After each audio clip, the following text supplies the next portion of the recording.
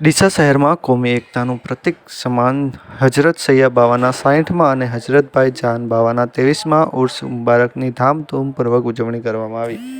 આ પ્રસંગે આજે સવારે ખાનકાહે શરીફથી હજરત મોહમ્મદ અલી બાવા અને હજરત હસન અલી બાવાની દેખરેખ હેઠળ ચાદર શરીફ લઈ જવામાં આવી હતી. આ શોભાયાત્રામાં કર્ણાટકથી પધારેલ હજરત સૈયદ તનવીર હાશમી, નાગરપુરથી પધારેલ હજરત સૈયદ આલમગીર અશરફ, મુંબઈથી પધારેલ મુફ્તી શફીક કાદરી અને હૈદરાબાદથી પધારેલ સૈયદ સબ્બર પાશા સહિત મોટી સંખ્યામાં મુરીદો જોડાયા હતા.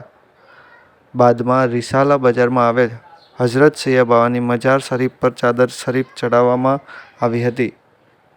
સાંજે અસરની નમાજ બાદ હજરતભાઈ જાન બાવાની દરગાહ શરીફ પર પણ ચાદર શરીફ ચડાવવામાં આવી હતી. આ ઉર્સમાં ગુજરાત, રાજસ્થાન અને મહારાષ્ટ્ર સહિતના વિસ્તારોમાંથી મોટી સંખ્યામાં મુરીદો ઉપસ્થિત રહ્યા હતા અને ચાદર શરીફ તથા નિયાઝ વહેંચવામાં આવી હતી. દરગાહની શરીફના કમ્પાઉન્ડમાં ભવ્ય તકરીરનો કાર્યક્રમ યોજાયો હતો, જેમાં મોટી સંખ્યામાં લોકોએ હાજરી આપી હતી.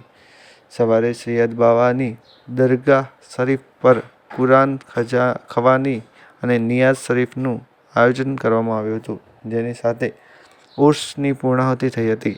આ સમગ્ર પ્રસંગે સફળ બનાવવા માટે ઉર્સ કમિટીના સભ્યોએ ભારે જહેમત ઉઠાવી હતી. બ્યુરો રિપોર્ટ, ભરત ઠક્કર, ડીસા.